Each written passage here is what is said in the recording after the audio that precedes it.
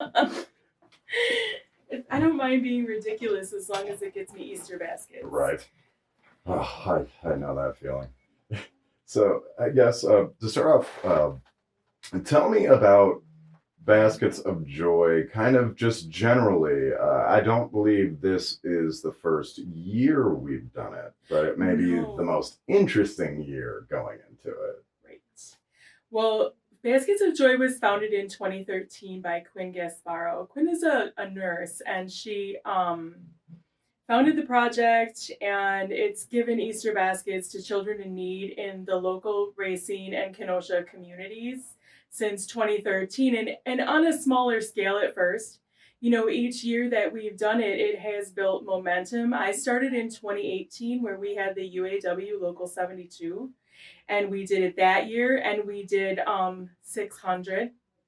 And Holly Kangas drove, and Tammy Conforti drove and delivered, baskets places. And I remember Mary Motter was there. And then the next year, we got the Doubletree Hilton. That was 2019. And so then we had a huge event. And the cool thing about the events is that the kids can get their hours. The high school kids that need community service hours can come and get their hours there too. Plus, it's cool just to walk through the line, make baskets, and see that they're going to children in need in your local community. I think that that's really important. And so, 2020 happened and we got shut down because of restrictions and everything that's going on. And 2021 came around and Quinn just had a baby. And her name is Rowan, and she's adorable. Shake that money maker. We need some baskets. She's really cute. And so this year, I figured out a way to do it safely. Okay. By quarantining donations and accepting a lot of our donations online. We do have drop-off locations, but I'm going to have to pull those March 21st because the event is March 28th. And everything has to sit in storage for 7 days so that we make sure that there's nothing on there. Yeah. Right. And we're not having anything spread or anything like that. Then I assembled teams of volunteers to assemble and to deliver. And then on the night of the 28th, from 4 to 7, there'll be a drive-through. Yeah, with the dancing bunnies. And Mary Motter's going to be a DJ. This is going to be amazing. Are you serious? That's lit. That is so lit. I mean, that's not something people would expect to see on a flyer, No, but it's fun. It's COVID, so we have to get creative. Oh, yeah. We have to do things a little differently than we have in other years. And also, I'm not sure what kind of numbers we're looking at from the shelters this year. Oh, yeah. I'm not sure exactly how many people are staying at Shalom Center and Halo and things like that right now with all the restrictions. I'm not sure. So are there people there? Are there not? Are we going to be seeing higher numbers or lower numbers? And so that's why I thought this year, with all the restrictions on the shelters and things like that, that we might not be able to reach as many people that way. So doing a drive-through event at the Moose Lodge where you can just come on through and grab your baskets. No, it seems like it's many groups that I've seen have kind of adopted that approach because it is honestly in this time where instead of working out the logistics of bringing people inside, you mitigate a lot of the risk by just having drive-throughs. Right. And then that night, it'll be March 28th from 4 to 7 at the Moose Lodge in Kenosha. You'll be able to drive through, and what you'll do is you'll take a little piece of paper and you'll write down how many boy baskets and how many girl baskets, and you just hold it up to your window, and so we can read it, and you pop your trunk and we drop in the baskets, and you keep on going, and the bunnies are dancing, and Mary's wicka, wicka, wicka, and it's going to be really cool. And so everybody's going to have a lot of fun, Yeah. Mary Motter's badass. She's great. I love her. But, and it's possible to socially distance. And then with the assembly, everybody will be wearing masks. Yeah. Everybody will be pumping the hand sanitizer, wearing gloves, we're putting the stuff in, little plastic bags, Easter baskets, because a lot of the times we get little baskets and the stuff falls out. So Yeah. you got to put this, so everything's going to be sealed up. Everything's not going to even probably, get opened until Easter's April 4th this year. Yeah. Yeah. So, I mean, you let that sit in your closet, everything's going to be fine. Yeah. I kind of figured it out, and no more than 10 volunteers are going to be assembling at one time. We're all going to have masks on. I think we got this. I think we got a big enough space to assemble at the Moose. And then that night, we'll just bring them out, what we've got left that don't go out to the shelters and the numbers, and we'll be dropping them in the trunks, or, however we need to do that. Yes. And then there'll be dancing bunnies. I keep talking about, I wanted to be one. Really? Yeah. But I gotta like make sure all the you gotta be organizing things. You can't be dancing around. Next year when everything's back to normal and Quinn is back, I'm gonna be the dancer. You can dance around all you want then. Yes, I can come up with like a whole routine. That could be fun. But I can't wait to get back to, our egg hunts. We can't do that this year. Right. A lot of the it's funny because I think people started realizing it a little bit at Thanksgiving and even more so at Christmas, is that in the COVID era, a lot of the traditional things that we looked forward to with, say, each holiday have kind of disappeared for now. But we can still do the baskets. Kids can still get a basket of joy. And coincidentally, I went to the dollar store and I bought one of everything on the Baskets of Joy list to make one complete basket of joy. And it cost me $12.66. And we have drop-off locations right now. And we have them at Binder Family Chiropractic in Kenosha on Highway 50, Sola Salon Suites in Kenosha on Highway 31, and Gateway Cafe in Kenosha on 30th Avenue, and Burn Boot Camp, both locations, Kenosha and Mount Pleasant, and I'm working on some more. Nice. Working on getting a couple more in Racine. Yeah. That's interesting. It's for me personally, it's interesting to find, especially now to encounter projects that incorporate both Racine and Kenosha, because for a long time those two cities, and especially the people living there, somebody who grew up in Racine and spent a lot of time in Kenosha, it was almost like they almost wanted to stay away from each other. Well, I think that we accomplished more when we worked together. I'm just, I feel like, there's all these organizations, all these charity organizations, but they all want to accomplish the same thing. So I feel like when we all work together, we can do some amazing things. And I've set a goal this year for Baskets of Joy for 1,000 baskets, but I really do think that the need is going to exceed that this year. I don't know that I'm even going to be able to meet that need with that number. I'm just, let's see how it goes, and trusting in the universe to bring me all good things, and just putting my best foot forward and trying to do the best I can, because that's all we have, right? Yes. We only can do the best. We can try not to stress out, but posting each day on Facebook and doing things like that. I'm thinking about issuing a Baskets of Joy challenge where you take a picture of yourself dropping off something in a donation bin, or you take a picture of what you've ordered online and you post it on Facebook and you tag us, because it generates interest. Well, exactly. And it generates more activity, and it gives us a sense of oneness, that we are all working on this Baskets of Joy project towards a common goal of getting children that are maybe, in poverty. Oh, yeah. Look, an Easter basket, and, like I said, for $12.66 at the dollar store, it's cheap. It's not.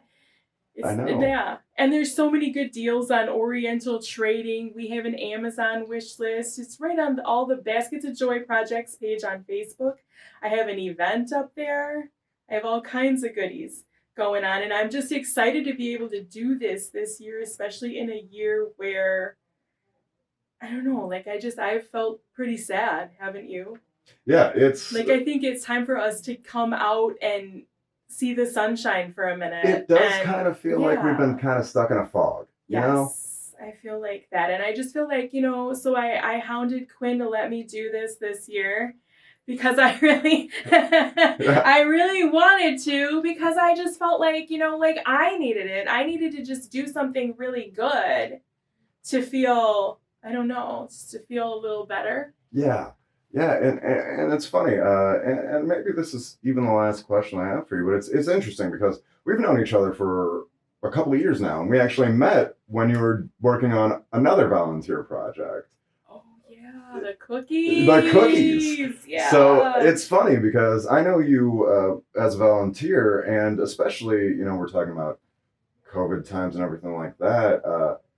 What's it been like for you as a volunteer, trying to still help out the community in a time where it's like you're almost restricted? Finding different ways to do it. Yeah. I still, through COVID, have gone to do the haircuts for the vets at the outreach. And we wear masks and we're careful and we do the things, as soon as the restrictions were lifted, and we're careful. We social distance, we do, and then I've done some fundraising and some stuff on Facebook with some GoFundMe's. I've done some of that for Arnetta, for Hannah, for a couple people, that was over the summer. And then just recently, basically it's been baskets and then moving the shop, but it's looking, I'm looking into what does that look like for me in the future? What do I want to do? I definitely think, that I'm going to be back to doing my haircuts for the holidays this year. I really, really, really want to do the haircuts for the foster kids. I love that one because then Tammy comes and Tammy and Arnetta came in 2019, and that was so much fun because we did like the craft table, and then the kids got to make gingerbread men magnet, and gingerbread women magnets, and then Tammy gave them books, and then they came and they got their hair cut and stuff and got their face painted. My friend Lisa Hawkins was there. She's an esthetician and she does face painting. Okay. And then we had Mrs. A, Sandy Anderson, doing the nails, and Tiffany, who owns the Salon Professional Academy, always lets me use her space, and she's so wonderful for that. And so I get my gang together, and we come there, and we have so much space. So I'm hoping that this year, for the holidays, that we can do that. We don't know what back to school looks like this year, and I feel like there are so many events, haircutting events around back to school, and those are held outdoors. But I feel like for the holidays, there's really not one. No. There's really, you know what I mean? And I know that it's the time that hairdressers are, making their cha-ching, but I feel like, for one night, it was so much fun. Yeah. And there's so many little things like that people can do. And I think a lot of people are starting to discover is that it doesn't take a huge thing. Sometimes it's just those small little day events that really keep people going for maybe another month, 6 months, even a year. And we see people on Facebook a lot of times, especially in the circles that we run in, talk about activism. Mm-hmm. And activism is more than just stating your opinion. Yeah. Okay? Activism is service. Exactly, yes. Activism is service, service, service, service, service, and then you might get to state your opinion. Very, very true. Can I just say, and I know because I've done it. I mean, through the Haircuts at Grace Welcome Center, the Baskets of Joy Project, the Cookie Project, that put that pantry there. Yeah. I'm proud of that. I'm so proud. I worked so hard for that year, along with Jean Booth and Paul Rasmussen and Patsy Klein and Jonathan Barker. Yep, and we had like a core crew of like 5 or 6 people. Oh, I remember sitting around the kitchen with you guys working on everything. Yeah. That would show up, and then the hardest part was getting everybody to sell on the weekends. And I had to work on Saturdays, but I remember doing that and working, 6 days a week at the hair cuttery, and then going in and doing doing that as well. And, honestly, I would do it again. Yeah. Because look at what it did. And look at how many people have been able to go through that pantry line with what's going on there now and get food. Yeah. Yeah. That's So important, and it's such an area of town that needs it, because what we don't realize while we sit in our ivory towers is yeah. that not everybody has a car. Okay? Not everybody has access to public transportation. Not everybody is well and able to get to the bus. Oh yeah. And so when we take, things out of neighborhoods and they move because they're expanding, and we kind of leave a hole in these little neighborhoods Yes, where, we leave little deserts. yes, and the next thing you know is there are people affected by that. And we do need, contrary to, what people might think, we do need a couple of food pantries Oh yeah. in town for people to just be able to get there. And a lot of times too, like with Arnetta and how she serves on 22nd Avenue there, a lot of the people that come and get food from Arnetta are children. Wow. Think about that for a minute. Yeah. No, it's I've served with her. Like, I've been out there and one night and we served, God's Kitchen. And I'm serving with her, and I would say at least 30%. see that's the thing. A lot of people don't see that. They always think about, adults in lines and things. They never think there are children out there too. It's just children. I mean, a kid, that's why we do what we do, because we want to make tomorrow better, so we have to be kinder today. Right? Right. So we want to make, because everything is energy. Energy is what you put out is what you get back, right? Yeah. Right? Can we agree on that? It's like an echo, right? Oh yeah. So we need to start putting out more love and trying to meet people where they're at and trying to understand them and try to help them, because I think that that's how we rescue them. That's how we pull them back from whatever we're judging them for. Oh yeah, no, people. The trouble that sometimes I think we run into is that we expect people to meet us halfway, but there are people who don't have the strength to meet you halfway, or even. I know. I used to cut their hair. Yeah, Yeah, and here's the thing: when you're in an appointment like that with someone, and it's not really an appointment, you go to the center, you get people. Okay, yeah. You're cutting their hair, and Thursday morning, Friday morning, whenever I would do it at Grace, and you're talking to them and you're learning about their lives, and you're learning about, maybe what's the reason that they're here. And it's, and it's hard not to care when you're right and you're touching that person and you're talking to that person and you're hearing their story. It's no different than any other hair appointment. They just don't pay you. They still tell you. Yeah, exactly. That's what hairdressers are. We're hairdressers, bartenders. You guys are therapists. Absolutely. That's right. So you're sitting there and you're listening to their life story and you're listening to whatever. And from what I've gathered, there's a lot of unprocessed trauma out there. Oh yeah. Which leads us to self-medication, which leads us down some pretty dark paths in life. But if we just had people, I think if we just had people that loved and cared about us, even just a little bit, that could change, that could result in someone beating addiction. It could result in someone living. It could result in a lot of really good things. Yes. And I think that we tend to focus on the negative. Oh, but they did this or they did that. Just because you made a bad decision yesterday doesn't mean you have to make one today. Exactly. You get to choose every morning. You get to be a different person. I think that's so huge. And, always trying to help people. It creates this karma. And not only that, but it's just a different kind of vibe. Oh, yeah.